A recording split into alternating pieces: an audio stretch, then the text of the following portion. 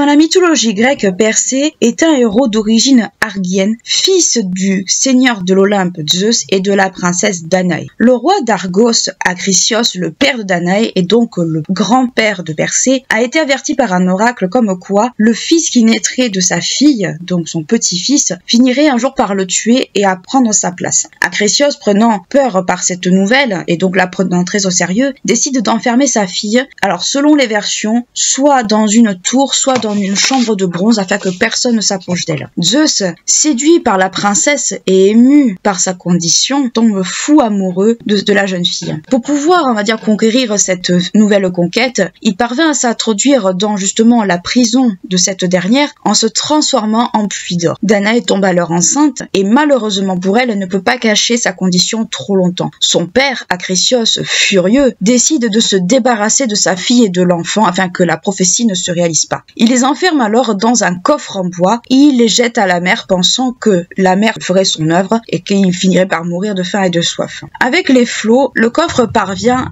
à arriver jusqu'à l'île de Sériphos où, alors selon les versions et selon les historiens qu'on va consulter, où l'enfant et la mère sont soit recueillis par un pêcheur, soit recueillis par le roi local. Donc ils sont sauvés, entre guillemets, il faut comprendre ça. Et durant plusieurs années, Danaé et Persée vont vivre paisiblement et le garçon gagne en force et en beauté, donc il grandit et il s'embellit, bien entendu. Par ailleurs, ce fameux fils, donc Persée, devenant un jeune homme, se montre de plus en plus protecteur avec sa mère, ce qui est totalement normal. Et malheureusement pour cette pauvre Danaé, le tyran justement de Sériphos, Polydectès, jette un peu son dévolu sur cette dernière et il souhaite l'épouser. Mais le fils protecteur de cette dernière n'est pas du même avis que ce fameux homme. Au cours d'un banquet organisé justement par ce fameux souverain, Persée, par orgueil et certainement par jeunesse aussi, peut-être avec un coup de trop dans le nez, on peut se l'imaginer très bien, se vante de pouvoir ramener la tête de la Gorgone, donc de Méduse. Polydectès, qui entend cette vantardise et qui n'est pas sourd, lui lance alors un pari. Si Persée parvient à ramener la tête de Méduse en restant vivant, il laisserait Danaé tranquille et donc il pourrait, on va dire, vivre avec sa mère tranquillement. En revanche, si Persée échoue dans sa mission, Polydectès pourrait épouser sa mère et Persée aurait le droit de ne rien dire. Dans cette mission, Persée va bénéficier de l'appui de plusieurs divinités, et notamment Hermès et d'Athéna. En effet, les deux divinités dirigent dans un premier temps Persée vers les Grées. Les Grées qui sont, rappelez-vous, les filles de Phorcys et Céto et sœurs des Gorgones, celles qu'on va appeler aussi les Phorcides également. Elles sont au nombre de 3 et elles se nomment Dinos, Enio et Pemphrédo. À elles 3, elles se partagent un œil et une dent. C'est la particularité un peu des Grées, c'est qu'elles se partagent justement ce fameux œil et cette fameuse dent. Les dieux orientent alors Persée afin que ce dernier aille jusqu'au Grée et qu'il obtienne les renseignements dont il a besoin, afin que ce dernier aille vers la deuxième étape de sa mission, qui est aller voir justement les nymphes afin que celles-ci lui donnent l'équipement dont il a besoin. Pour convaincre les Grées de coopérer gentiment, Persée va subtiliser l'œil et la dent et leur promettre de leur rendre si elles consentent à lui donner les informations dont il a besoin. Bon gré mal gré, sans mauvais jeu de mots, les Grées lui donnent l'information de l'emplacement où se trouvent justement ces fameuses nymphes, ce sont les nymphes du Styx, et Persée leur rend comme promis l'œil et la dent. Mais il existe une autre version de cette partie du mythe, tout du moins, et cette version nous est donnée par Échille, c'est qu'en fait Persée ne va pas tenir sa promesse. Il va jeter cette fameuse dent et ce fameux œil dans le lac Triton. Donc en fait il va tout simplement berner les Grées et ne pas tenir sa promesse tout simplement. Mais ça c'est pas la version la plus connue justement cette partie du mythe de Persée. Quand Persée parvint jusqu'aux nymphes du Styx, ces dernières lui confient alors plusieurs éléments de son équipement, à savoir des sandales ailées comme celles que porte Hermès, on peut se l'imaginer, le casque d'invisibilité d'Hadès afin que celui-ci puisse rentrer justement dans le repère des Gorgones sans être inquiété, mais également une besace pour mettre la tête de Méduse afin qu'il puisse la transporter plus facilement. Persée se voit également confier des armes de la part des dieux. En effet, Hermès va lui confier, alors selon les versions, soit une faucille, soit une serpe, donc peu importe, ça reste un objet tranchant, afin de pouvoir trancher la tête de Méduse. Et Athéna va lui faire, on va dire, le cadeau que nous connaissons le plus, ou du moins va lui confier l'arme que nous connaissons le plus, c'est-à-dire elle va lui confier un égide. Un égide, c'est un bouclier dans ce cas-ci, mais c'est un égide qui est extrêmement poli, de sorte à ce qu'on puisse se refléter dedans. Donc en fait, c'est un miroir d'une certaine façon. Et avec ces armes et cet équipement, Persée va donc se rendre au repère des Gorgones. gorgones. Gorgones également qui sont au nombre de 3. Vous avez Sténo, Euryale et la fameuse Méduse. Que l'on situait, alors selon les versions, les auteurs, que l'on situe aux confins du monde. On va dire bien au-delà de l'océan. On peut s'imaginer que c'était plutôt sur le continent africain. Concernant les descriptions des méduses, il existe bon nombre de descriptions qui sont passées au fil des siècles, au fil du temps. On retient assez facilement en fait un aspect plutôt reptilien, un peu repoussant, avec pour méduse un regard pétrificateur. Quand Persée parvient au repère des sœurs Gorgones, il les trouve endormies. Il parvient à y pénétrer et en faisant très attention bien entendu de ne pas les réveiller, sinon ça allait être bien entendu sa fête,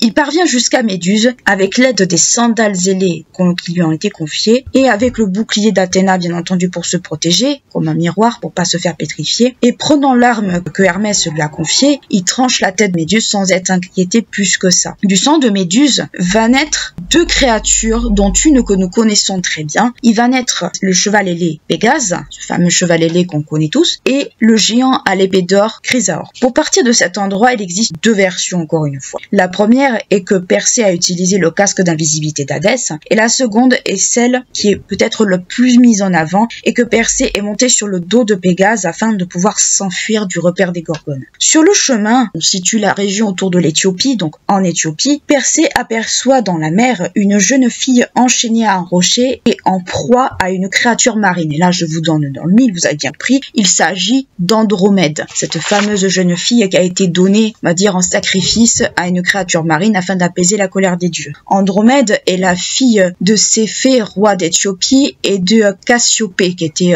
une femme, on va dire, assez vaniteuse. Si Andromède s'est retrouvée dans cette situation, ce n'est pas pour le fun qu'elle s'est retrouvée là, c'est parce que sa mère, Cassiopée, a eu la bêtise, en fait, d'insulter les Néréides en disant que sa fille était plus belle que ces dernières. Donc, ça n'a bien entendu pas plu aux Néréides, vous imaginez bien, et ces dernières vont aller voir Poséidon demandant réparation de cet affront. Le dieu de l'océan prend alors la décision d'envoyer une créature marine. Alors ça va être selon les versions, ça va être un serpent ou ça va être d'autres créatures. Imaginez-vous une espèce, on va dire, de Léviathan pour ceux qui voient un petit peu, ou le serpent de Midgard. Si vous voulez avoir peut-être une représentation peut-être un petit peu imagée, on peut se l'imaginer un peu comme ça. Un serpent, on va dire, pour aller ravager l'Éthiopie. Pour apaiser la colère de Poséidon et pour apaiser tout le monde, en fait, pour éviter une grosse catastrophe, l'oracle Amon avec 2 M, explique alors qu'Andromède doit être sacrifié à la créature envoyée par Poséidon afin d'apaiser tout le monde et afin de contenter tout le monde. C'est pourquoi Andromède se retrouve dans cette situation quand Persée la trouve. Persée la libère de la créature et les 2 jeunes gens tombent amoureux.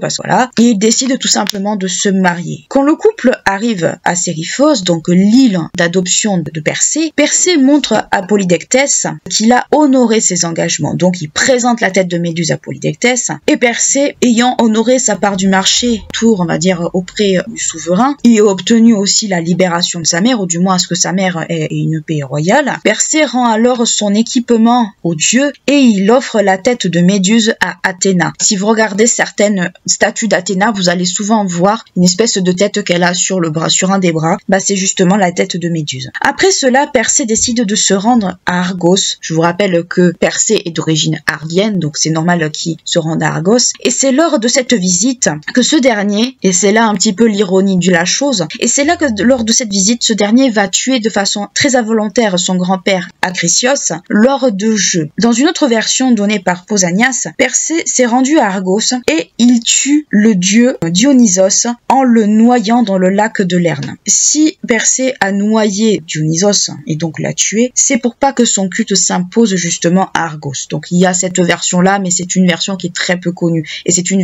version qui est assez tardive. Mais à côté, on va dire, de cette version que l'on connaît moins, on sait que Persée, du moins dans les écrits qui nous est fournis, du moins dans les mythes qui nous est fournis, s'est dirigé d'abord à Tyrinthe et il fonde par la suite Mycène.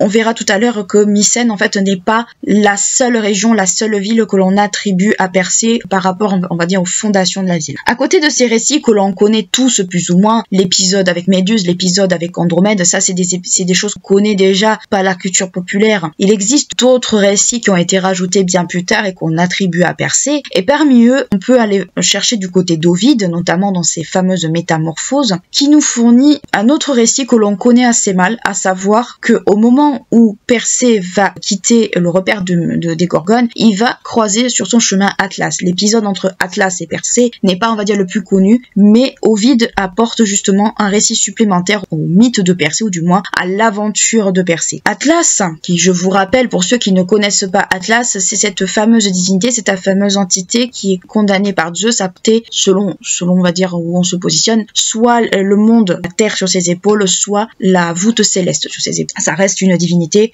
qui est condamnée à un châtiment, on va dire, assez lourd. Atlas, refusant l'hospitalité, Persée décide tout simplement, on va dire, de le punir ou de se venger. Ce dernier sort tout simplement la tête de Méduse et décide de le pétrifier, le transformant ainsi en pierre et donc en montagne. On peut se dire que c'est un peu l'origine du mont Atlas de nos jours, mais enfin, ça reste une histoire, un mythe qui est quand même beaucoup moins connu. Donc ce qu'il faut retenir en fait, c'est que les mythes de Persée en fait font partie de ces mythes fondateurs, et ces fameuses, on va dire, mythes vont faire que on va retrouver également ce côté mythique dans la fondation de certaines villes, notamment en lien avec Persée. Je ne parle pas de Mycène, je vais parler d'autres choses, mais on retrouve cet aspect mythologique, cet aspect mythique dans la fondation des villes, parce qu'il faut un héros local, parce qu'il faut avoir, on va dire, une forme de prestige par rapport justement à la fondation de ces villes-là, notamment pour une question de puissance, pour une question de renommée, pour une question d'ancienneté. Persée n'est pas le seul en fait à avoir justement cette fameuse aura, on va dire mythique, cette fameuse aura de héros fondateur. Il y en aura d'autres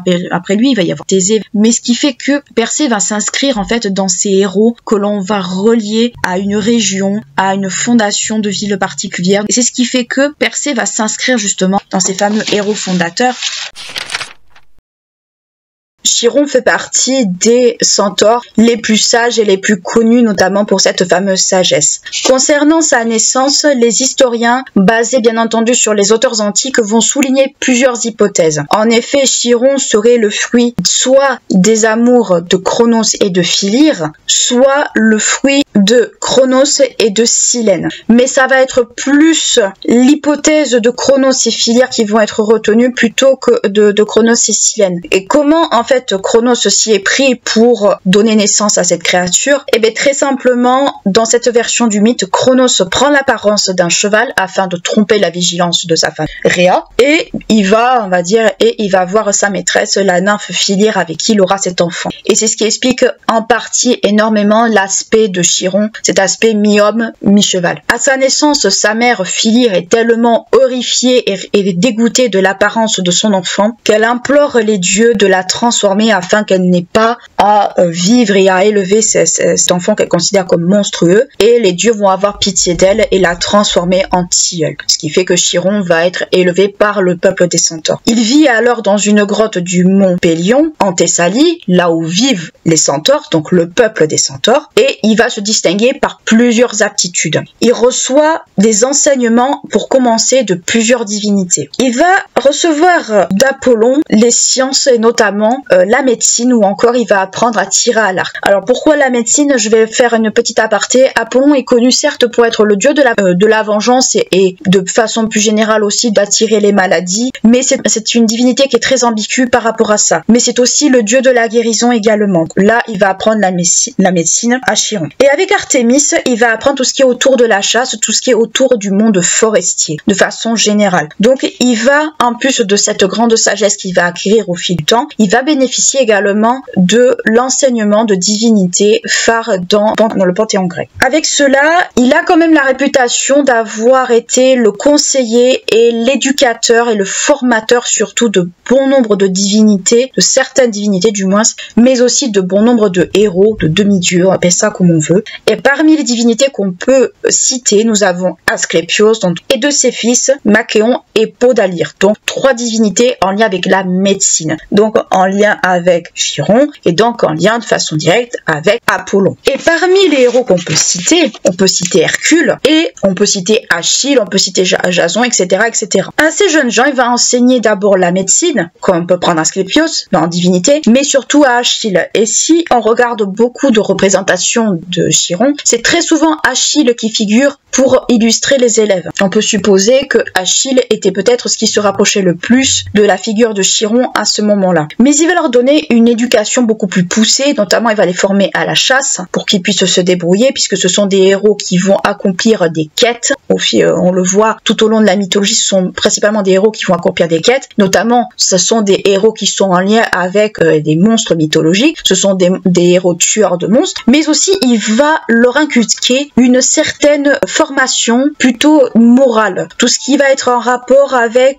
une forme, on va dire, de moralité autour des lois sacrées, notamment des cultes, mais aussi civilisatrices de façon générale. La nature de Chiron, par le fait que c'est un immortel, enfin que c'est le fils d'un dieu, et par le fait qu'il côtoie des humains, est un parfait lien entre la nature sauvage de sa naissance de centaure et la culture humaine et divine par son caractère formateur et son caractère divin par sa naissance. Dans ce cadre, Chiron est considéré, ou du moins peut être considéré comme une figure du rite initiatique. Nous avions déjà parlé plus d'une fois de cette notion de rite initiatique, notamment du passage de l'enfance vers l'âge adulte, et dans ce cas-là, Chiron, en mettant en contact ces jeunes avec la nature qui peut être vue en fait peut être représentée comme l'enfance, va les pousser petit à petit à aller vers l'âge adulte, dans le sens où il va leur inculquer des valeurs, leur inculquer la morale, de comment se débrouiller, etc., pour ensuite qu'ils aillent à l'âge adulte et ainsi achever la quête qui les attend, à savoir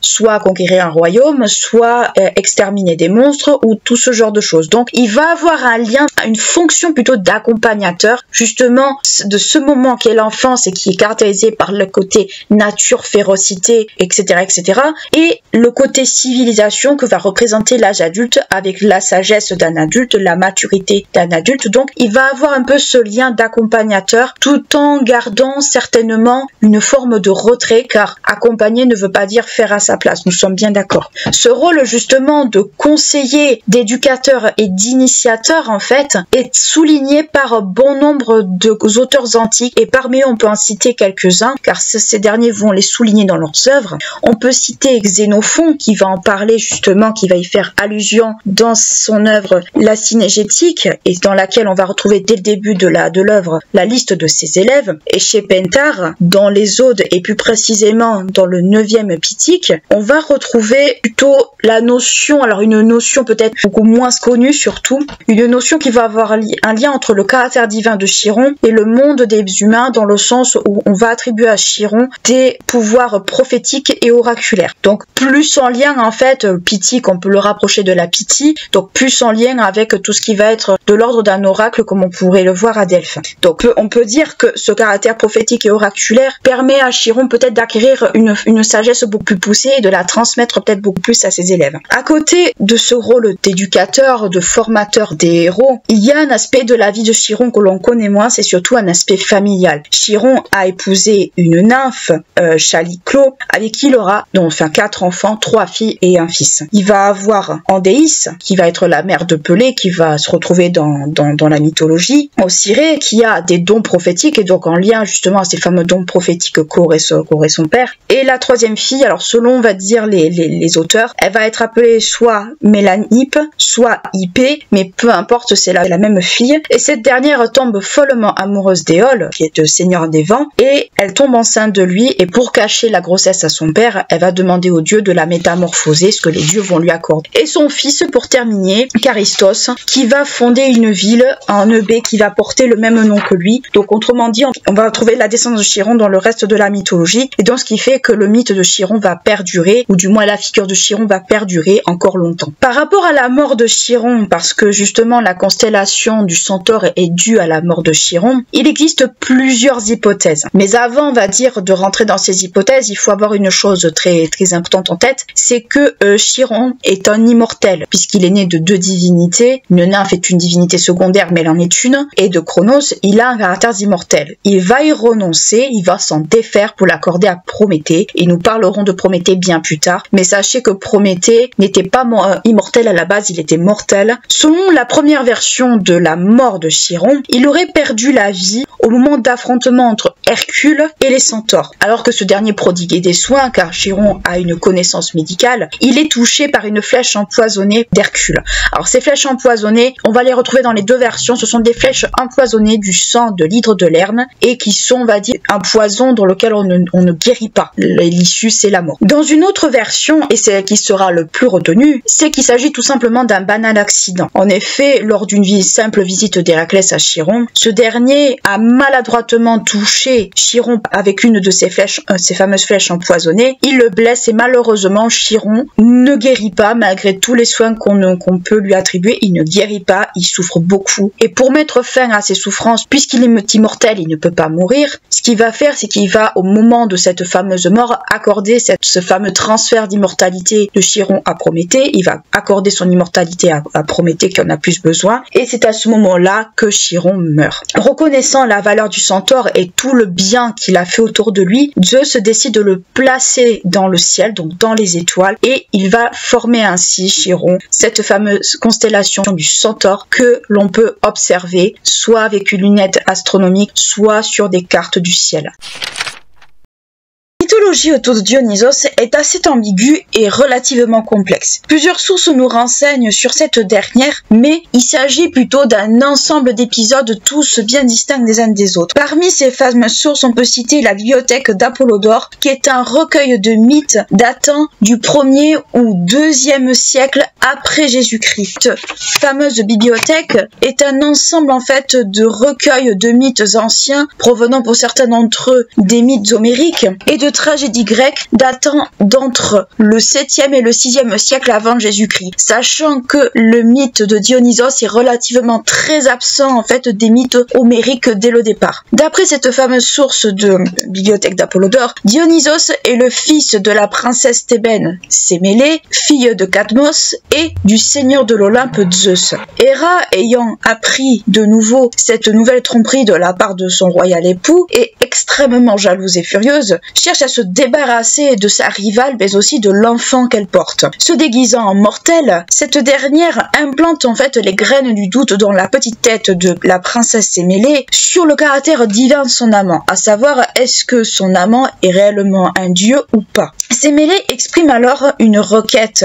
auprès de Zeus, auprès de son amant, pour avoir le cœur net par rapport à cela. Et cette dernière lui fait prêter serment. La demande est la suivante, à savoir que cette dernière souhaiterait que Zeus se montre sous sa forme divine. Celui-ci, n'étant pas très ravi de cette demande parce qu'il connaît les conséquences de cela, ne peut refuser en fait ce souhait qu'elle lui exprime et du coup, malheureusement, il va honorer sa requête et la jeune femme est alors foudroyée justement parce qu'elle aura vu Zeus sous sa forme divine. La princesse étant décédée car elle meurt foudroyée, Zeus parvint à récupérer de justesse le fœtus qu'elle porte et il se le greffe au niveau de la cuisse afin que l'enfant finisse sa gestation. D'où l'expression en fait être né de la cuisse de Jupiter. Alors là c'est Jupiter mais Zeus Jupiter c'est la même chose, c'est juste que Jupiter c'est chez les Romains et Zeus c'est chez les Grecs, mais partez du principe que c'est la même expression. D'où le fait qu'on utilise cette expression là pour désigner quelqu'un qui se prend pas pour n'importe qui. Mais rappelez-vous que c'est Dionysos qui est né de la cuisse de Jupiter. La naissance de Dionysos peut être mise en relation quelque part d'une certaine manière avec la naissance d'Athéna. Rappelez-vous, Athéna est née en fait de la tête de Zeus.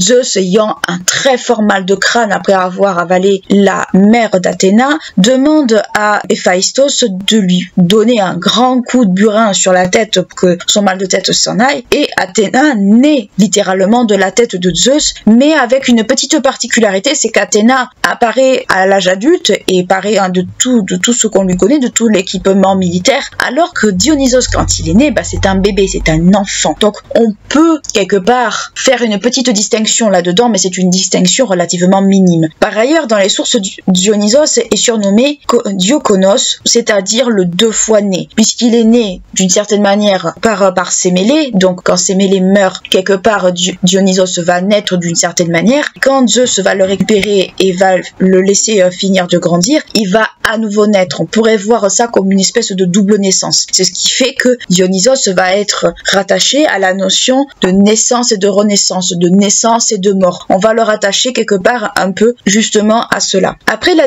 naissance de Dionysos, il existe deux versions en fait du mythe, ou du moins, les deux versions sont relativement connues, mais elles ont un sens très différent. La première, justement, version autour de la naissance de Dionysos est que Zeus confie l'enfant à Hermès afin que celui-ci puisse le mettre en sécurité et loin de la portée de Héra. Et la deuxième version fait que Héra, ayant réussi à mettre la main sur l'enfant, tout simplement, elle va décider de le donner aux titans, et ces derniers vont tout simplement tuer l'enfant et le faire cuire. Alors, on trouve soit bouillir, soit rôtir. Peu importe, c'est la même chose. Et ce dernier finit par être dévoré par les titans, ou du moins d'être en partie dévoré. Toutefois, il parvient quand même à renaître une dernière fois, mais cette version du mythe, il faut bien la comprendre dans une autre manière. Cette version, en fait, du mythe fait référence, en fait, à l'anthropophagie. Donc, les titans représentent ce qui était avant l'ordre établi par les dieux, avant la civilisation, et la consommation de Dionysos, justement, dans cette version, fait que Dionysos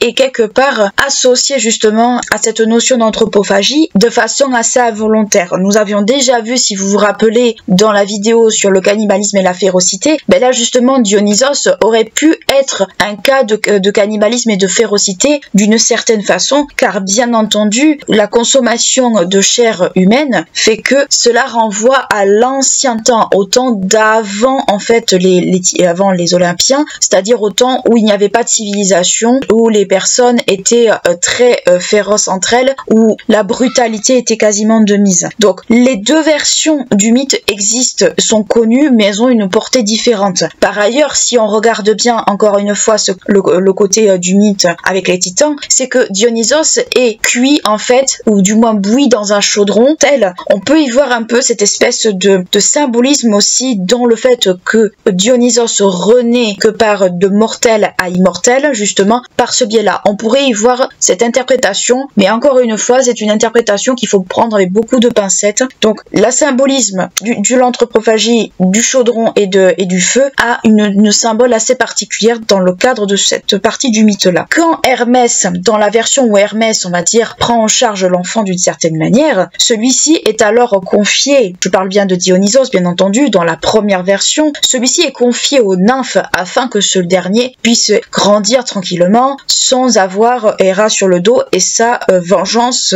à s'occuper. Toutefois, malheureusement, même que par le fait qu'il soit élevé par les nymphes dans la première version, et c'est la version sur laquelle on va rester dans cet épisode, Héra parvient quand même à le trouver. Pour se venger, elle finit par rendre fou Dionysos, elle finit par lui implanter les graines de la folie. À ce moment-là, Dionysos est déjà adolescent et ayant connu aussi une enfance difficile par rapport à ça. Sous cet effet de folie, Dionysos va connaître une période d'errance. Dans cette période d'errance, il va parcourir de diverses régions, diverses contrées. Ça va aller de la Thrace, de l'Italie, en passant par la Grèce, l'Anatolie, qui est l'actuelle Turquie, pour finir aux Indes. Donc, on va dire que l'image de Dionysos, ou du moins cette espèce, on va dire, d'entité que représente Dionysos, va se retrouver dans beaucoup de civilisations, notamment dans la civilisation anatolienne, mais aussi en Inde. Donc, il va y avoir tout un tas de personnalités, ou plutôt de divinités, qu'on va associer à Dionysos, ou du moins qui vont reprendre certaines caractéristiques de Dionysos. Par rapport à cette période d'errance, on peut faire un parallèle également avec la période d'errance de Déméter,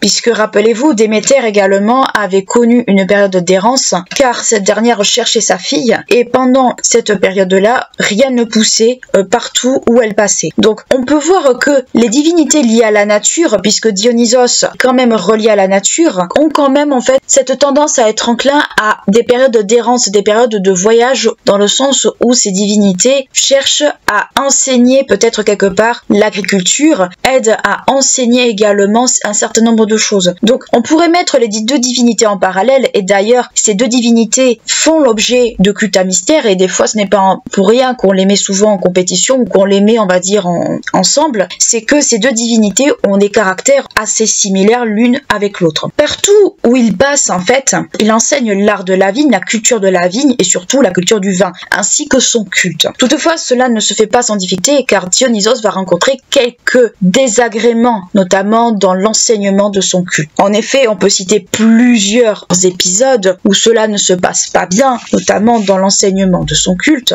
Quand cela se passe pas bien, ça aboutit à un certain nombre de catastrophes, voire à un certain nombre de violences. Dionysos, on en a l'image un peu d'un dieu assez jovial, mais en réalité, c'est un dieu qui a quand même une grosse part de férocité dans les mythes qui lui sont associés, et c'est aussi un dieu qui est très souvent associé à la folie, mais la folie au niveau de l'ivresse, au niveau on va dire de la fête et tout ce qui est autour, mais surtout au niveau de l'ivresse. On peut citer par exemple en Thrace, qui est l'un des mythes que l'on lui connaît le mieux. En Thrace, il est reçu par le roi Lycurgue, qui lui refuse l'implantation de son culte du dieu, donc du culte de Dionysos, et pour cela, comme Dionysos est très souvent accompagné de fidèles avec lui, il décide d'emprisonner justement ses fidèles afin que son culte ne s'implante pas. Furieux justement qu'on s'en soit pris à ses petits protégés, Dionysos va frapper le roi d'une très grande folie qui va le pousser en fait au meurtre. En effet, ce dernier va tout simplement tuer ses fils,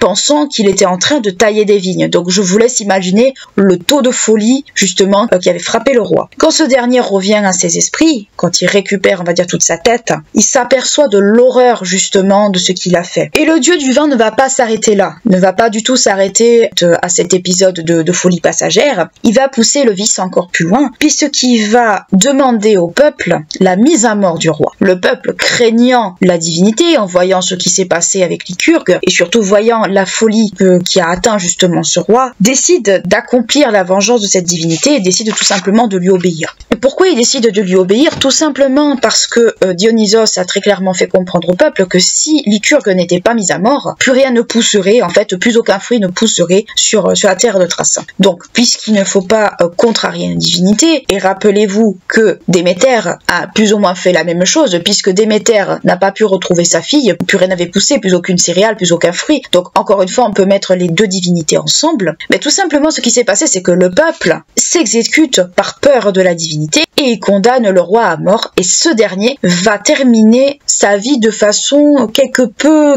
tragique, puisque ce dernier va finir dévoré par ses chevaux anthropophages. Et là, si vous vous souvenez bien, si vous connaissez un peu les 12 travaux d'Hercule, les écuries d'Augiase, ce sont des juments anthropophages aussi, donc on peut se demander aussi la symbolique du cheval anthropophage là-dedans. Donc cela montre déjà que Dionysos, quand on le contrarie ou quand on n'accède pas à ce qu'il demande, peut avoir un caractère violent. Un autre épisode qui montre encore un peu ce caractère violent, et cette fois-ci qui se passe en Grèce, et il y a un autre épisode qu'on verra juste après celui-là, qui est un peu moins violent, mais qui est forcément très peu connu surtout. Un autre épisode souligne ce caractère encore une fois violent et féroce de Dionysos, et cette fois-ci en Grèce. Cet épisode va se dérouler à Thèbes. Thèbes qui est la patrie de sa mère, Sémélé, sa mère pour qui il a réussi à obtenir une place au ciel afin de la diviniser. Il a réussi à obtenir des Olympiens que cette dernière soit au ciel afin qu'elle ait un caractère également divin. À Thèbes, il est reçu par son cousin Panthée. Et cet épisode nous est rapporté dans les Bacchantes d'Euripide, qui a été écrit au 7e siècle avant Jésus-Christ. Et dans ce texte, comme il est reçu par Panthée, il connut les mêmes difficultés qu'il a rencontrées avec Lycurgue, à savoir que son cousin refuse l'implantation de son culte dans sa région. Le dieu le prend très mal, vous vous doutez bien, il est en colère, et comme pour Lycurgue, il va le frapper de folie. Mais il va pas frapper de folie, il va frapper de folie non pas Panthée lui-même, mais les femmes. Et ces fameuses femmes, ce qui va être un peu ce qu'on va appeler les Bacchantes quelque part, ou les Ménades chez les Grecs, ces femmes vont tout simplement attraper Panthée et le déchiqueter comme si c'était un animal qu'elles avaient attrapé lors d'une chasse. Et parmi ces femmes, on va compter Agavée, qui est la propre mère de Panthée. Quand il est attrapé, tout simplement, comme je vous dis, il est déchiqueté, il est dépecé, mais le caractère ivre de ces femmes renforce encore plus la folie dont Dionysos les a frappées. Donc on voit que Dionysos, quand on le contrarie, c'est très mauvais, parce que justement, on voit bien qu'il est capable de frapper de folie n'importe qui, par l'ivresse ou par autre chose, et on voit qu'il est capable de frapper de folie n'importe qui s'oppose justement à la plantation de son culte. Dans une version d'un mythe beaucoup moins connu parce qu'il est local, c'est un mythe qui est très local par rapport aux autres, mais qui montre aussi quelque part peut-être un caractère plus conciliant justement de la divinité. C'est un épisode qui est entre Persée, donc Persée, roi d'Argos, héros fondateur de Mycène, et celui qui a triomphé de la Méduse, Persée que l'on connaît tous, et Dionysos. Cet épisode relate des faits qui se sont déroulés entre Persée et Dionysos à Argos. En effet, Dionysos veut implanter, on peut l'imaginer, son culte à Argos. Or, Persée n'en veut pas, il ne veut pas du culte de Dionysos à Argos, et un affrontement va se passer entre les deux. Alors dans certaines versions, on va voir voir que Persée réussit à noyer Dionysos, dans d'autres ce n'est pas le cas, mais un affrontement a lieu entre les deux. Et ces faits-là aboutissent, on va dire, de plusieurs manières. En fait, quand Persée affronte Dionysos, c'est quand celui-ci revient dans la région d'Argolide, donc quand il revient du repère de Méduse, qu'il a donné la tête à Polydectès et qui veut se rendre à Argos pour voir son grand-père dont on connaît malheureusement la fin tragique. Quand Persée se rend à Argos, il se retrouve nez à nez avec Dionysos et ses fidèles. Et celui-ci doit repousser sur place l'invasion des Ménades, donc les Ménades, les Bacchantes si vous préférez, conduite par Dionysos. Donc on peut supposer que Dionysos avait déjà un peu pris possession de la région d'Argos sans forcément réussir à implanter son culte. Donc Persée doit lutter contre un dieu, enfin du moins un dieu, demi-dieu, tout dépend un peu de comment on peut le situer, mais Persée doit l'affronter et il parvient plus ou moins à le repousser dans une version mais pas dans une. Cet épisode justement où Persée et Dionysos s'affrontent est assez mal connu de plusieurs textes, assez mal connu de façon générale. Comme je vous dis, il existe deux versions à ce récit, mais plutôt à la fin de ce récit. La première nous vient du théâtre des Dionysiques, qui est de Nonos, où ce dernier relate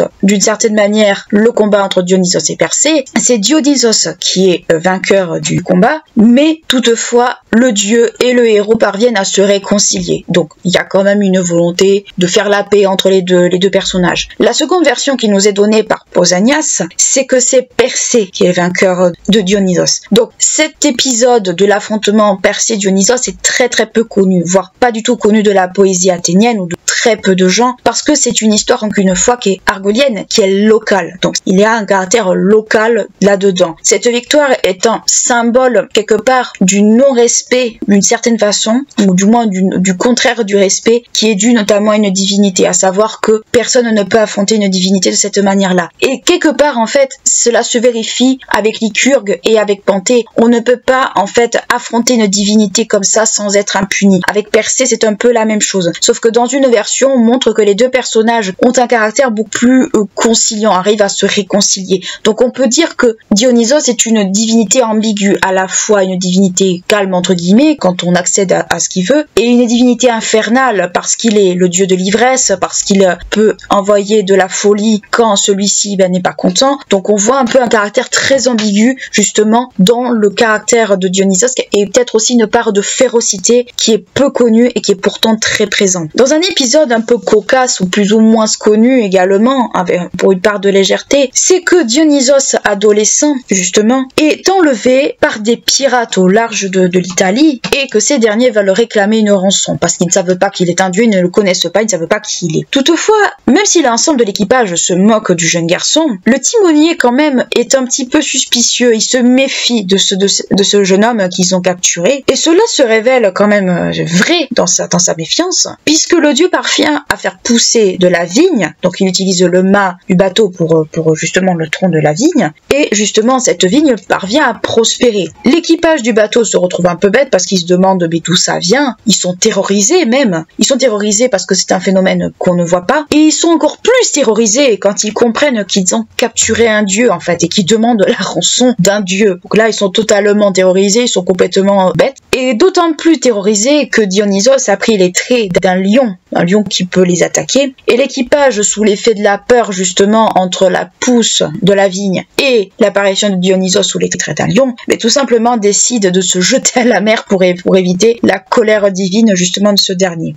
Pour ne pas les laisser se noyer, ou peut-être pour les punir, peut-être un peu des deux, le dieu décide de les transformer en dauphins, tout simplement. Et au cours de cette pérégrination, parce que Dionysos a beaucoup pérégriné, nous l'avons vu, il rencontre une jeune femme. Il faut un peu de romantisme. Il rencontre une jeune femme, et cette jeune femme, c'est Ariane. Oui, Ariane du mythe de Thésée, vous vous trompez pas. Et à ce moment-là, Ariane était encore mortelle. Elle parviendra à être une divinité végétale bien plus tard. Il rencontre Ariane à Naxos. Ariane, qui est celle qui a aidé le héros athénien Thésée dans sa quête contre le Minotaure, est abandonnée par ce dernier et elle est inconsolable. Dionysos voit cette jeune femme, il en tombe amoureux et décide de l'épouser. On voit le caractère un peu romantique de ce dernier. dernier. Faut un peu de romantisme, ça fait du bien. En Anatolie, donc l'actuelle Turquie, Dionysos, on va dire, rencontre, entre guillemets, si on peut dire ça comme ça, la déesse mère de Galles qui est Cybèle. Et Cybèle va être considérée un peu comme un équivalent de Dionysos, ou du moins, elle va partager des points communs avec Dionysos. Et ces deux vont être considérés un peu comme des âmes sœurs. On voit quand même, encore une fois, et ça se voit, on voit quand même que des divinités étrangères partagent justement des points communs avec Dionysos, mais aussi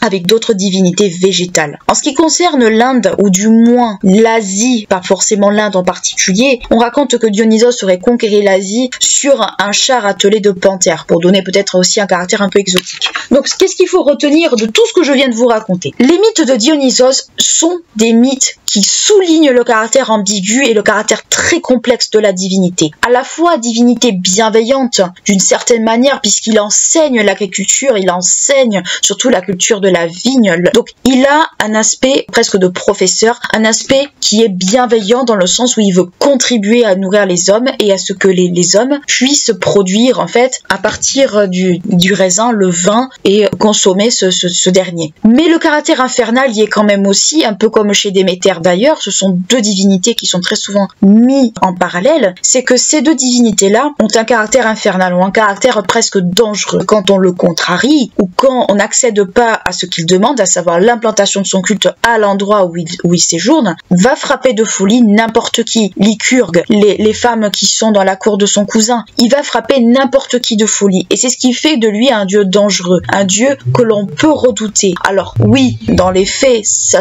va être caractérisé plutôt par l'ivresse, ou du moins ce que l'ivresse va entraîner justement comme comportement dangereux par rapport justement à l'effet de l'alcool. Nous sommes entièrement d'accord, ce sera plus ça dans la réalité. Mais le mythe souligne très bien ce caractère féroce de Dionysos, ce caractère presque ambigu. Donc il faut bien comprendre que Dionysos est un dieu qui a un caractère, comme je le répète, c'est un dieu qui est presque à la frontière entre deux mondes, entre le caractère civilisé et le caractère non civilisé. On le verra dans la suite de l'épisode, mais c'est un dieu en fait qui est un peu entre deux mondes, un peu entre la civilisation et la non-civilisation, et même dès sa naissance en fait il est entre deux mondes, entre sa naissance et sa mort, entre sa pérégrination et le souhait de s'implanter, un peu à la même manière d'une certaine façon d'un Osiris égyptien, et ils sont très souvent mis en parallèle tous les deux, on le verra un peu plus tard, ils sont tous les deux mis un peu en avant volontairement. Donc Dionysos a vraiment un caractère très très très ambigu, mais aussi on va attribuer à Dionysos un caractère plutôt de dieux étrangers, un caractère plutôt moins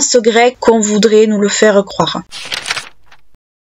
Divinité ancienne, les Érini ont des origines assez obscures. En effet, dans les sources, notamment provenant des auteurs antiques et notamment des auteurs grecs, on peut dégager plusieurs pistes concernant, on va dire, les parents, entre guillemets, des Érini. D'après Hésiode, les Érini sont les enfants de Gaïa et d'Ouranos, notamment quand celui-ci féconde Gaïa quand il est émasculé. Plus tard, l'auteur donne une version assez différente, puisqu'il attribue la naissance des Érini à la déesse Discorde. Chez Échille, ces divinités sont les enfants de Nyx, un peu au même titre que les moires. D'ailleurs, cette version est également reprise par Virgile chez les Romains. Donc on voit que certaines versions de la naissance des Érini sont très souvent reprises, et la version où elles sont les filles de Nyx sont la plupart du temps celles qu'on privilégie, avec celle notamment la toute première énoncée par Hésiode. D'après Sophocle, les Érini sont les enfants de Gaïa, mais non pas les enfants de Gaïa avec Ouranos, mais les enfants de Gaïa avec l'ombre ou avec les ténèbres. On voit très bien qu'au travers de ces différentes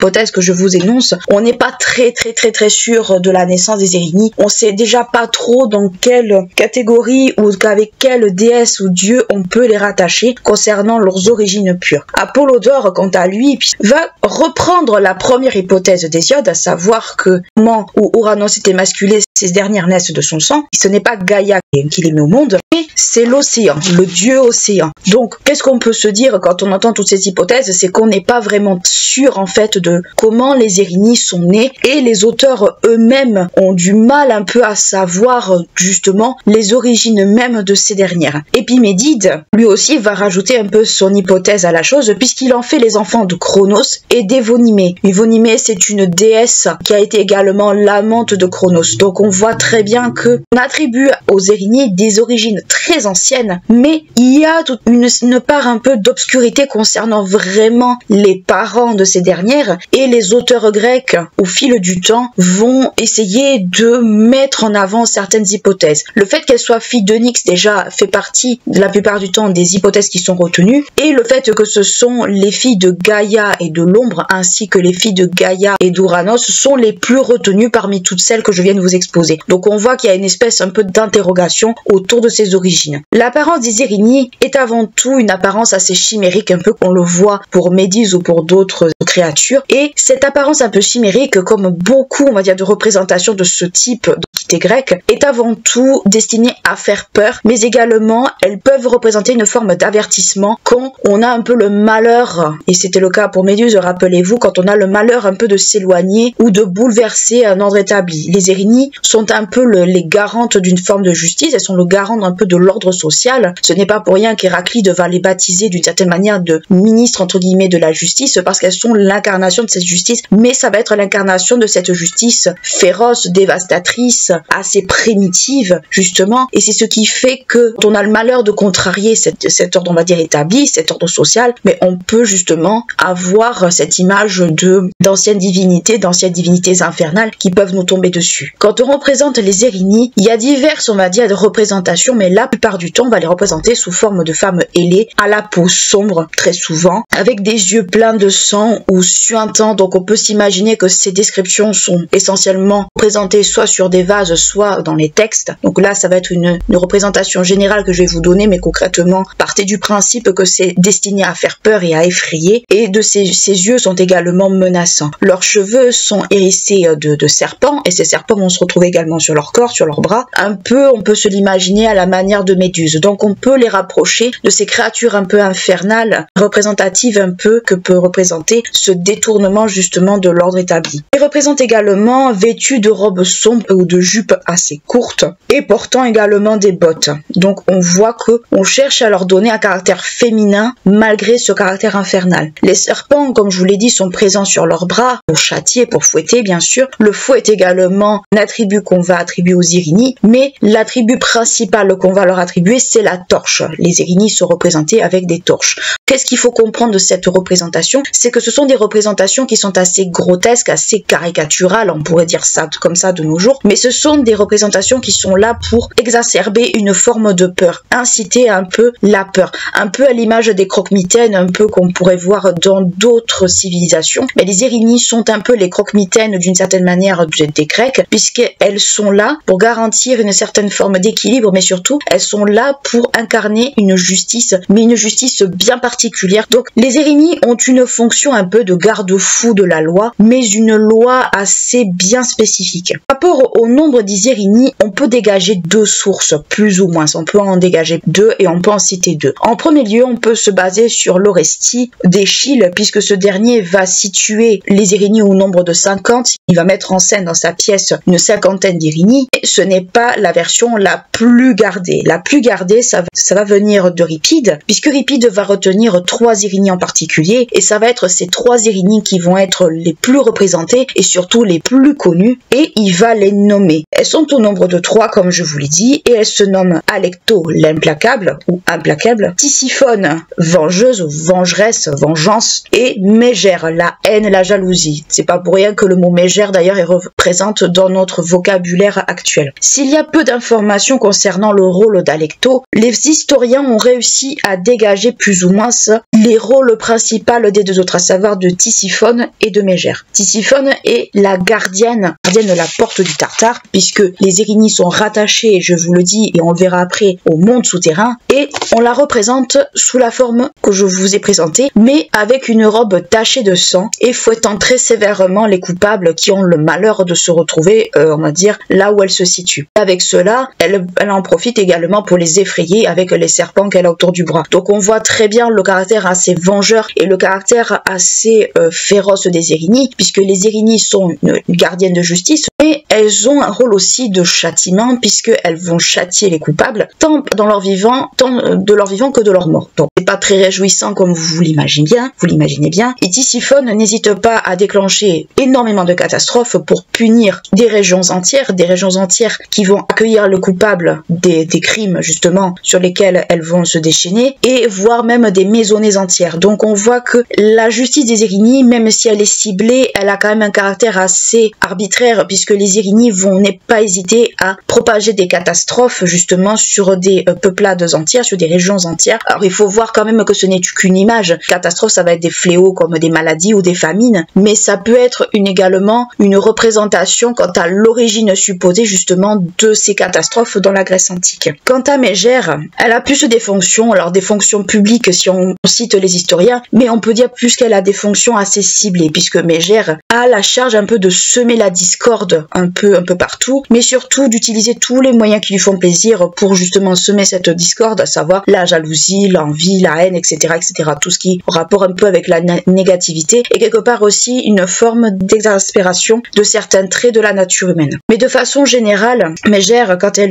selon les textes encore une fois, quand elle avait recours à ces procédés-là, c'était dans un but de rendre fous les personnes ciblées. De façon générale, les victimes des Erinyes ne peuvent pas échapper au châtiment que ces dernières sont chargées de lui infliger, même comme je vous l'ai dit, durant leur mort, puisque les Erinyes sont rattachées au monde des morts la plupart du temps, et quand elles montent sur Terre, vous doutez bien que ce n'est pas très bon, ce n'est pas de très bons augures. Comme je viens de vous le dire, les Erinyes sont rattachées au royaume des morts et à la notion de justice. Dans le royaume des morts, les Erinyes sont présentes, alors j'ai trouvé les deux versions, soit dans le Tartare, qui est la version, on va dire, qui est le côté un peu obscur du monde souterrain, soit dans les Rèbes. Les Rèbes, rappelez-vous, nous l'avons vu, c'est cette espèce un peu d'entre-deux, de monde entre-deux, où on doit un peu, c'est l'équivalent, si vous préférez, du purgatoire. Si on peut faire un gros raccourci, ça pourrait être un équivalent du purgatoire. Elles ne viennent dans le royaume des mortels, comme je vous l'expliquais, que pour châtier les personnes qui ont enfreint un ordre moral, un ordre établi, ou ayant offensé les dieux, ou s'étant montré de façon très incorrecte envers certaines notions propres au monde grec ou du monde antique, et notamment la notion d'hospitalité. Donc ça fait quelque part,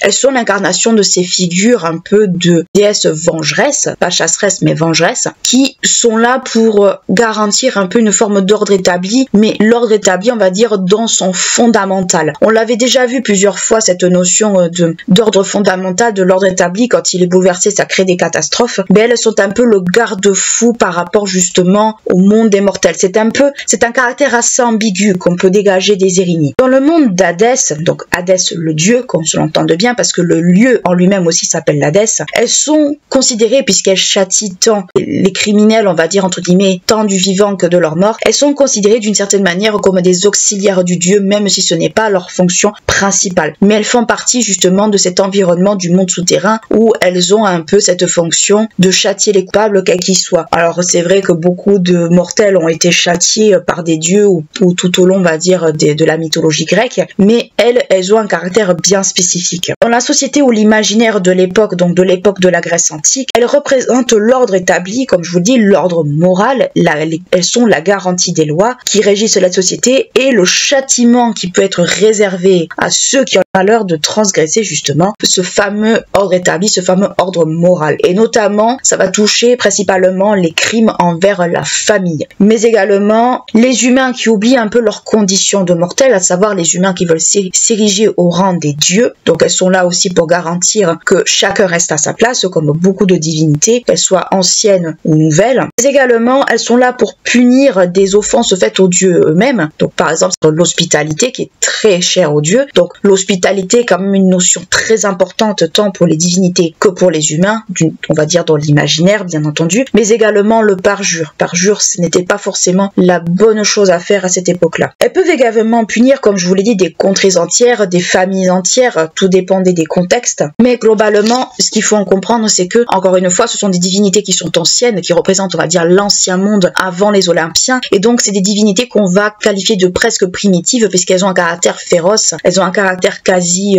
presque arbitraire dans leur justice, puisque, je le dis, les Erinyes obéissaient à leur loi seule, elles n'obéissaient pas à la loi des Olympiens qu'elles ne reconnaissaient pas, et même les Olympiens étaient soumis à leur volonté. Même Zeus, qui est le souverain de l'Olympe, les craignait et devait se plier à leur volonté. Un peu au même titre que Nyx, rappelez-vous, Nyx et les Moires aussi étaient des divinités anciennes que même les dieux olympiens eux-mêmes n'osaient pas contrarier et ils se pliaient à leur volonté puisque c'était des divinités, comme je vous l'ai dit, anciennes et au-dessus d'eux. Comme beaucoup de divinités vengeresses, il est possible de les apaiser en procédant à des rites de purification qu'il faut observer à la lettre et réaliser correctement. Sinon, aucun sacrifice, aucune prière ou aucun objet sacré quel qu'il soit ne pouvait apaiser les Érinnyes. Quand elles étaient apaisées, elles prenaient une autre forme et elles avaient un autre nom. On les appelait les Huménides ou les bienveillantes entre guillemets, notamment si on réussissait à les flatter, si on réussissait à les apaiser correctement. Mais encore une fois, comme je vous dis, ce sont des gardiennes de la loi, ce sont des gardiennes de la justice. Il suffit de faire un pet de travers pour que ça vous tombe dessus. Ce caractère un peu également de crainte qu'elles incarnaient, comme je vous l'expliquais, les dieux les redoutaient, mais les humains également, et ça allait jusqu'à à ne pas prononcer leur nom, et ça allait jusqu'à ne même pas regarder les bois sacrés qui leur étaient consacrés. Les Érinnyes avaient droit à une espèce de petit culte, mais c'était pas un culte de grande ampleur comme par exemple pour Athéna ou pour ce genre de choses. Par rapport justement à cette notion de déesse vengeresse, alors c'est vrai qu'il y en a énormément de déesses vengeresses, mais si on regarde un peu de l'autre côté, par exemple dans d'autres civilisations, on retrouve un peu l'équivalent des Érinnyes chez les Romains, puisque ça va être ce qu'on va qualifier chez les Romains des furies. Donc ce qu'il faut comprendre, c'est que les Érinnyes incarnent un peu, alors elles sont un peu entre les deux, elles sont garantes d'une certaine forme de la base de la civilisation, de tel que les dieux aux Olympiens l'auraient établi, mais elles ont cette espèce de caractère également d'ancienneté, puisque ce sont des divinités assez anciennes, assez primitives, et ce sont des divinités qui ont une fonction bien déterminée, qui sont reliées à la justice, mais à la justice, on va dire, qui va toucher une catégorie de crimes et qui va toucher une certaine forme, on va dire, de bouleversement de l'ordre, et je le redis. En fait, ce qu'il faut comprendre des Érinnyes, c'est qu'elles sont les garantes de la base de la civilisation. Beaucoup de divinités le sont, mais elles le sont peut-être encore plus, puisqu'elles vont châtier les mortels qui ont commis des crimes envers la famille, et quand je dis crimes envers la famille, c'est patricide, matricide, les 3/4 du temps. Elles vont châtier les offenses faites aux dieux, et je me répète, mais c'est très important d'avoir ça en tête, comme par exemple l'hospitalité ou ce genre de choses, et ce sont des notions qui sont la base de la civilisation antique, même la base de la civilisation grecque, et ce sont, on va dire, les premières bases, les premiers piliers, justement, de la société humaine de façon générale. Comme beaucoup de divinités et de créatures mythologiques, les Érinnyes n'ont pas de mythes qui leur sont propres. Toutefois, leur présence est attestée dans bon nombre de mythes en lien avec des héros de la mythologie, mais ce sont surtout des héros de la mythologie qui ont commis des crimes envers leur famille, à savoir meurtre de leur mère, meurtre de leur père, meurtre de toutes leurs familles entières. On en revient un peu à cette notion de châtiment en lien avec la famille, et dans le cas, on peut citer par exemple Hercule ou Oreste, que nous allons voir juste après, et pour les dieux, ça va plutôt être les dieux qui vont avoir recours justement aux Érinnyes, peut-être pour ne pas se mouiller directement, mais les dieux vont également y avoir recours dans le but de châtier des humains. Donc on voit que même si les Érinnyes sont craintes, les humains les craignent consciemment ou inconsciemment, mais les dieux vont avoir également recours à elles pour pouvoir mener à bien certaines vengeances et pour mener à bien justement certains châtiments qu'ils n'osent pas faire eux-mêmes. Comme nous l'avons dit précédemment, les Érinnyes sont liées à des héros de la mythologie grecque, mais parmi eux, on peut citer Hercule ou Héraclès,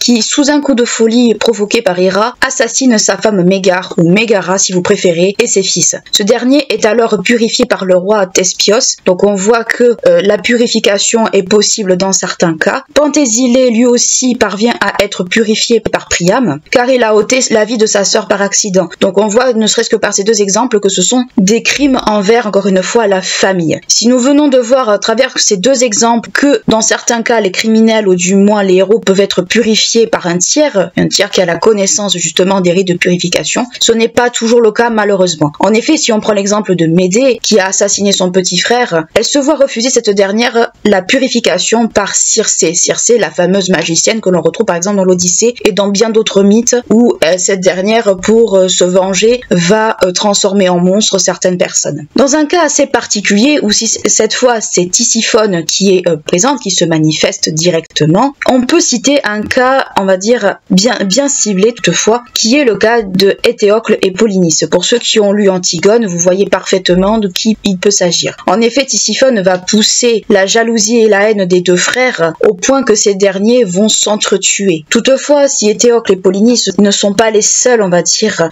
humains que les Érinnyes torturent et manipulent, ou du moins persécutent à leur guise, il y a d'autres exemples que l'on peut citer, et notamment on peut citer le fait que les Érini peuvent être des fois rattachés au sort ou au destin de certaines familles qu'on va qualifier de maudites, ou du moins que les historiens vont qualifier de maudites, à savoir que l'on peut les relier par exemple à la famille des Atrides. Les Atrides, nous avons vu déjà quelques exemples d'eux, c'est cette famille qui est rattachée à Pélops. Rappelez-vous, Pélops, c'est ce fils malchanceux de Tantale qui s'est retrouvé avec une épaule en ivoire parce que cette fameuse épaule avait été dévorée par Déméter au cours d'un banquet assez particulier. Justement, les Érini sont rattachés justement à la famille de Tantale, ou du moins des héritiers de Tantale. Parmi ces héritiers, on peut citer le plus célèbre d'entre eux, à savoir Orestre. Orestre met plus ou moins fin à ce cycle infernal de malédiction, à savoir que Orestre, dans un premier temps, a assassiné sa mère Kythesmètre avec son amant Échiste. Donc Kythesmètre a assassiné le père de Orestre, à savoir Agamemnon, le héros de la guerre de Troie, qui est revenu justement de Troie avec Cassandre, mais ce dernier va être assassiné par son épouse parce que cette dernière craignait que Cassandre ne la remplace en tant que reine. C'était ce qui était un coup de folie, de jalousie. C'était une espèce de complot entre son amant et elle. Et justement, le fait que la mère de Orestre ait décidé d'assassiner son époux, Orestre, lui, va décider de venger la mort de son père, à savoir en assassinant donc sa mère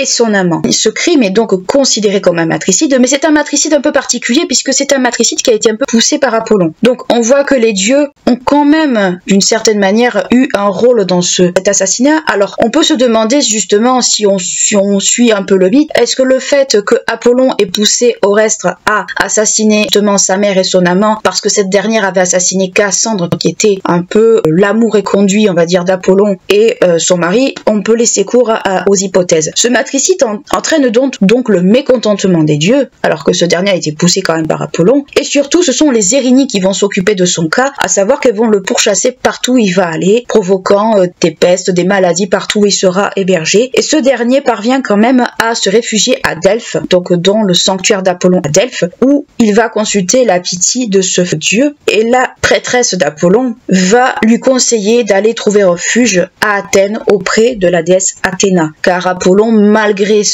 le fait qu'il ait joué un rôle là-dedans, va prendre quand même le jeune homme en pitié, parce qu'il ne faut pas oublier que c'est à cause de son conseil que ce dernier est poursuivi, et Orestre va se diriger à Athènes où il va trouver refuge auprès d'Athéna, et Athéna va jouer le rôle en fait de juge dans cette histoire. Je vous le résume très brièvement parce que si vous voulez on abordera Orestre un jour, mais concrètement il faut savoir que ces deux dieux vont jouer un rôle primordial justement dans le mythe d'Orestre. Athéna prend donc le jeune homme en pitié, et au moment du jugement, à savoir les dieux contre Orestre, Orestre va bénéficier de l'appui justement d'Apollon qui va plaider à l'image d'un avocat en sa faveur, et Athéna va prononcer un jugement, à savoir que ce dernier est acquitté de ses meurtres. Donc on voit très bien, si on se fie un peu, alors par rapport aux Érini, Orestre va être le mythe qu'on va le mieux connaître au niveau justement des Érini, puisque ça va être repris également dans une pièce de théâtre, ce mythe-là. Mais il faut savoir que si on veut résumer les Érini, ce sera vraiment le mythe auquel on va les rattacher le plus. Concernant, on va dire, la purification, parce que même si Orestre a été pardonné de son meurtre, il n'empêche qu'il n'est toujours pas purifié, ce dernier va réussir à se faire purifier à Delphes, donc encore une fois très en lien avec Apollon. On voit très bien donc que même si Orestre a été pardonné, il lui faut quand même se purifier pour que son péché soit lavé. Un autre exemple, un dernier exemple que l'on peut citer, c'est le cas d'Œdipe.Œdipe est un cas particulier puisque ce dernier a provoqué le suicide de sa mère, car, alors le mythe d'Œdipe est assez particulier puisqueŒdipe a été, pour vous le résumer très simplement, était un enfant abandonné à la naissance. Pour vous le résumer, ce dernier va assassiner son père sans savoir que c'était son père, et va épouser l'épouse de ce dernier sans savoir que c'était sa mère, et quand le poteau rose a été découvert, ce dernier tout simplement décide de se châtier et sa mère se suicide. Pour vous le résumer très simplement, c'est ça. On fera une vidéo sur le cas d'Œdipe bien plus tard parce que c'est un cas très complexe où beaucoup d'encre a été coulée, mais concrètementŒdipe, il faut savoir que suite à ce meurtre a été justement poursuivi par les Érini pendant très longtemps, etŒdipe a eu beaucoup de mal à trouver de la paix selon le mythe encore une fois. Si on se penche du côté des dieux, on a très peu d'informations par rapport au rôle des Érini vis-à-vis des dieux. On voit très bien le rôle le lien plutôt entre les Érénies et Apollon. Apollon qui méprisait les Érénies pour ce qu'elles représentaient, parce que c'était vraiment des juges, mais plutôt, on va dire, des entités archaïques, on va dire dénuées pas d'intelligence, mais de grâce, entre guillemets. Mais ce qu'il faut retenir de cette partie, c'est que les Érénies, vis-à-vis des mythes, comme je vous dis, elles n'ont pas de mythes qui leur sont propres, elles n'ont pas de mythes qui leur sont dédiés comme certaines créatures mythologiques que nous avons déjà traitées, mais ce sont des créatures qu'on va surtout relier, comme je vous le dis, aux personnages d'Orestre et dans une moindre mesure à Oedipe, parce que ce sont des personnages qui ont commis des meurtres envers leur propre famille, envers leurs parents, à savoir mère ou père ou les deux en même temps. Et ce sont justement ces mythes types qui montrent que les crimes qui sont châtiés justement par les Érénies sont des crimes liés à la famille, liés en fait à un bouleversement de l'ordre établi, à savoir des crimes envers ce qui est le socle de la société, à savoir la famille, les parents et ce genre de choses. Donc on voit que les Érénies sont un peu les croque-mitaines du châtiment envers justement ce mode de crime, et la purification dans ce cas-là quasi obligatoire si on veut pouvoir s'en défaire. Comme nous l'avons vu, la purification n'est pas toujours accomplie, n'est pas toujours, on va dire, faite, mais on voit très bien que c'est une crainte qu'il y a déjà dans la mythologie, mais c'est aussi une crainte qu'on peut aussi retrouver certainement, c'est une crainte qu'on peut retrouver dans la société, à savoir que la société grecque, c'est une société où justement la famille, un peu comme dans toutes ces sociétés, est quand même au centre, où la famille a une place primordiale, c'est le cœur justement de la civilisation, comme beaucoup d'autres choses, et les Érénies sont un peu les garantes un peu de cet ordre familial justement qui est très présent dans les sociétés antiques de l'époque. Quand on cherche à aborder le mythe de Méduse, il est difficile de ne pas aborder le sujet des Gorgones de façon générale. Fils de Phorcys et de Céto, qui sont des créatures marines, et vivant selon les historiens et selon, on va dire, les versions données, dans une région que l'on situe proche de l'extrême occident, Méduse avait également deux sœurs, Théno et Euryale, qui, contrairement à Méduse, qui était mortelle, ces deux sœurs étaient immortelles. Selon les versions qu'on va trouver et selon les versions, on va dire, que l'on peut citer, il existe plusieurs mythes et théories autour de la naissance de Méduse. Certains diront qu'elle est née mortelle, donc qu'elle est née sous forme humaine et normale, et d'autres au contraire qu'elle est née sous forme monstre. Dans la version où elle est née sous forme humaine, à la base, Méduse est transformée en monstre par la suite à une faute qu'elle a commise, suite à un affront qu'elle a commis envers la déesse Athéna. Selon ce fameux mythe, selon cette fameuse version, Méduse était une femme magnifique avec une chevelure que tout le monde lui enviait. Sa beauté a attiré l'attention de Poséidon qui, comme beaucoup de dieux grecs, ne pouvait pas résister à une belle femme, et ce dernier, ne pouvant pas tolérer qu'une femme se refuse à lui, décida de violer tout simplement la jeune fille dans le temple d'Athéna, au sein du temple d'Athéna dans lequel elle s'était réfugiée. Athéna, qui, on le sait tous, est une déesse vierge, est une déesse, on va dire, qui est extrêmement difficile et dure, rentre dans une colère noire et décide de punir Méduse en la transformant en monstre reptilien, avec des cheveux en serpent qui s'entremêlent, un regard qui pétrifie et un aspect monstrueux. C'est du moins l'une des versions les plus connues que l'on connaît de ce mythe. Il en existe d'autres, mais c'est celle que l'on retient bien plus souvent. Ce châtiment peut paraître quelque peu dur, mais dans la Grèce antique, cela soulève, on va dire, une réalité qui était là, c'est que non seulement le fait de se faire violer au sein d'un temple est considéré comme une impureté et quelque chose, on va dire, de répréhensible, mais il y avait une autre thématique autour de ça, c'est-à-dire que n'était pas forcément admis dans les temples, notamment le fait d'accoucher dans les temples était interdit, mais aussi les femmes qui étaient en moment indisposées n'étaient pas forcément les bienvenues. En gros, ce qu'il faut comprendre, c'est que tout ce qui a un rapport avec le sang et la souillure, en fait, était totalement interdit au sein d'un temple, et c'est notamment pour cela que Méduse a été punie. On peut y voir cette problématique-là. Concernant l'apparence de Méduse dans les représentations, il va exister plusieurs aspects. Les aspects dans lesquels elle va être représentée les premiers temps, surtout en Grèce, et ça va être valable pour les Gorgones en général et pas forcément pour Méduse en elle-même. On va les représenter,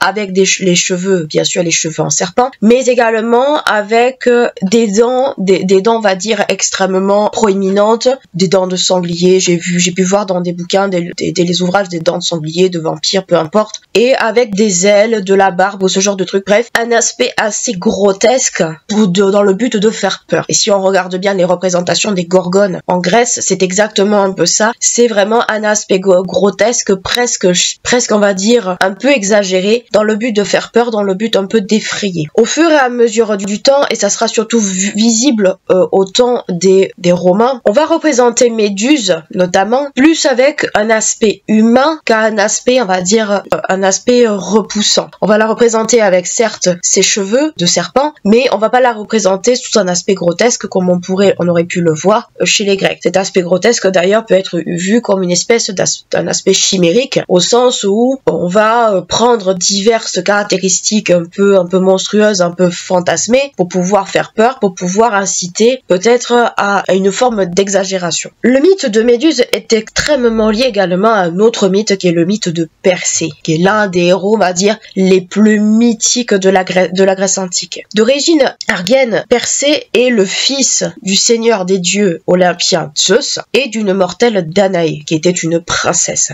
Elle était la fille d'Acrisios, qui était un roi. Son père, donc le père de Danaé, a été informé par des oracles, et c'est selon le mythe, qu'on se comprenne bien, que le fils qui naîtrait de sa fille, en fait, finirait par le tuer. Ça doit vous rappeler peut-être le mythe de Cronos, où le fils était censé détrôner le père. Mais ça, c'est une thématique qui revient assez souvent. Acrisios, prenant peur de cette annonce, décide en fait, puisque c'est sa fille qui va être à l'origine de sa chute, entre guillemets, la progéniture de sa fille, décide d'enfermer cette pauvre jeune fille dans une tour. Zeus, alors intéressé par la jeune fille et ému certainement, on peut le supposer, on peut fantasmer de sa condition, décide de s'intéresser à elle et décide d'en faire, on va dire, une de ses maîtresses, si on peut dire ça ainsi. Pour conquérir la jeune fille, ce dernier va redoubler un petit peu d'imagination, il va se changer en puits d'or et ainsi, par ce biais-là, aider à concevoir Persée, faut dire ça ainsi. De cette union conventionnelle naquit, bon, bien évidemment, le petit garçon, et le grand-père qui s'aperçoit de la condition de sa fille ne le prend pas forcément aussi bien qu'on pourrait l'imaginer, puisque on lui a annoncé que c'était son petit-fils qui allait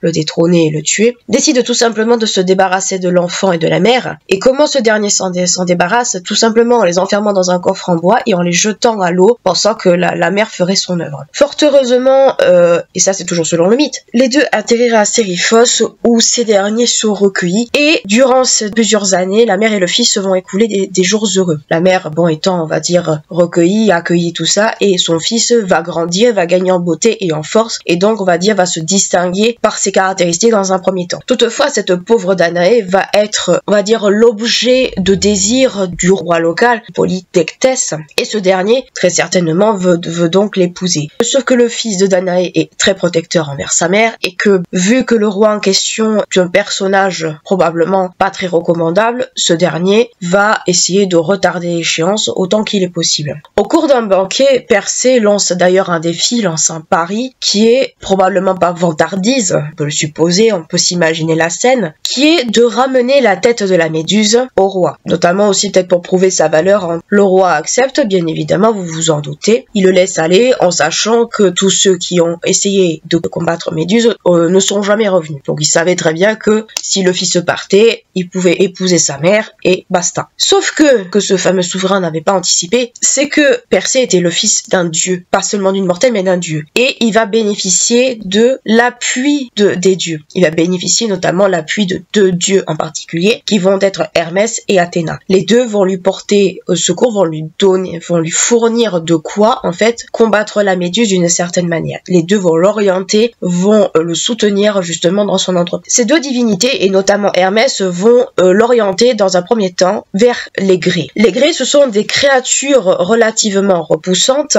selon, on va dire, les mythes et selon les représentations, car ce sont trois vieilles femmes, premièrement, et deuxièmement, elles se partagent à elles trois un œil et une dent. Voilà un peu comment on les représente. Et les Grées, pour ne rien arranger, sont également sœurs des Gorgones. Donc toute la famille va un peu y passer. Les Grées vont, contre-cœur, orienter Persée vers le chemin des Neufs, afin que celui-ci puisse obtenir l'équipement qu'il lui faut. On l'oriente vers les Grées dans un premier temps pour qu'on lui dise qu'est-ce qu'il lui faut et où il faut aller. Et ces dernières, probablement, on imagine un peu la scène, tant bien que mal vont essayer de l'orienter dans le chemin qu'il faut. Et puis vu qu'il a l'appui des dieux, valait mieux pas trop non plus rigoler avec ça. Les Neufs, sachant d'où il vient, sachant qui il est, vont lui fournir un certain équipement afin qu'il aille combattre la Méduse, afin qu'il puisse faire sa quête. Elles vont lui fournir dans un premier temps deux accessoires, deux équipements qui ne sont pas des moindres. Elles vont lui confier une paire de sandales ailées qui peuvent être équivalentes à celles de Hermès, on peut se l'imaginer, et le casque d'invisibilité d'Hadès. Donc déjà, deux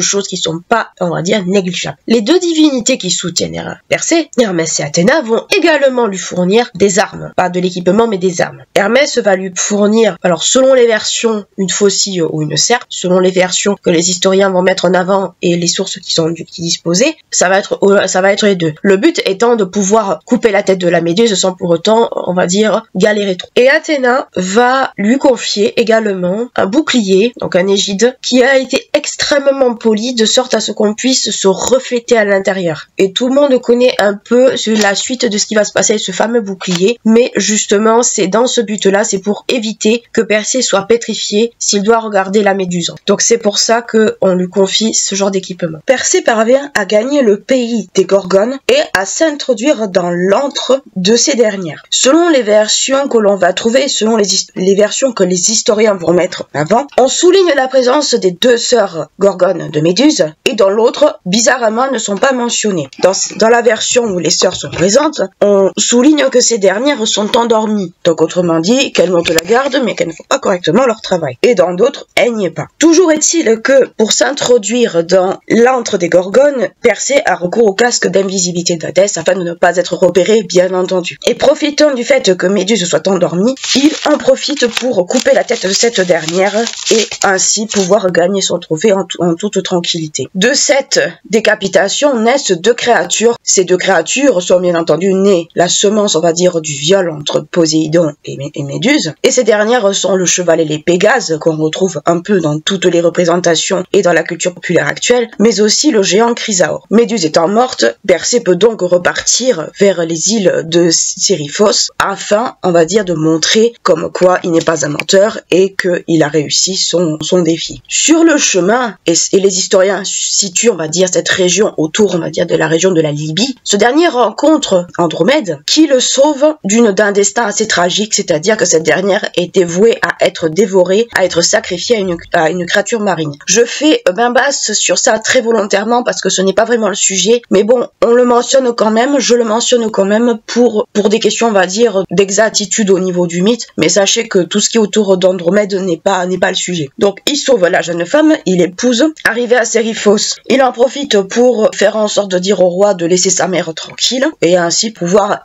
que cette dernière soit pas obligée d'épouser cet individu. Sur place, il restitue bien entendu les cadeaux qu'on lui a offerts, donc l'équipement, mais aussi il restitue surtout le bouclier d'Athéna et il offre en offrande à cette dernière la tête de la Méduse. Cette fameuse tête sera intégrée justement à l'égide d'Athéna, donc c'est cette tête que vous pouvez voir des fois apparaître sur les statues d'Athéna ou dans les représentations de ce fameux bouclier. Persée, ayant fait sa mission, ayant accompli, on va dire, sa mission, ayant délivré sa mère, entre guillemets, il part ensuite pour Argos et les historiens rapportent que ce dernier aurait tué son grand-père de façon assez involontaire. Comment? J'ai pas réussi à savoir comment. Par la suite, lui et sa femme s'installent à Tyrante et plus tard, ils vont fonder, on va dire, la ville de Mycène, ce qui va être considéré comme Mycène. Le couple a plusieurs enfants, dont l'une des petites filles, on va dire bien plus tard, sera Alcmène, de la mère d'Hercule. J'ai abrégé volontairement cette partie sur la vie de Persée post-Méduse parce que ce n'est pas tellement le sujet, même si ça en fait partie, ce n'est pas forcément, on va dire, ce sur quoi on s'intéresse dans cette vidéo.